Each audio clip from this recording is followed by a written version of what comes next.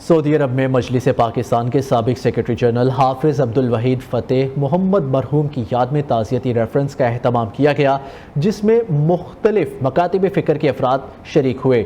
دارالحکومت ریاض میں مجلس پاکستان کے صدر رانا عبدالرؤف کی جانب سے منعقدہ تعزیتی ریفرنس میں شرکاء نے سابق جنرل سیکرٹری حافظ عبدالوحید کو خراج عقیدت پیش کرتے ہوئے کہا کہ حافظ عبدالوحید نے اپنی زندگی کے 40 سال سعودی عرب میں گزارے۔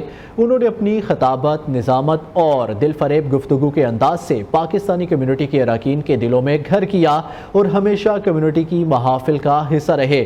ان کی دینی، سماجی اور ادبی خدمات کو ہمیشہ یاد رکھا جائے گا اور پوری کمیونٹی ان کو کبھی فراموش نہیں کر پائے گی۔ تعزیتی ریفرنس سے ڈاکٹر ریاض چودھری، رانا عمر فاروق سمیت دیگر نے بھی اظہار خیال کیا۔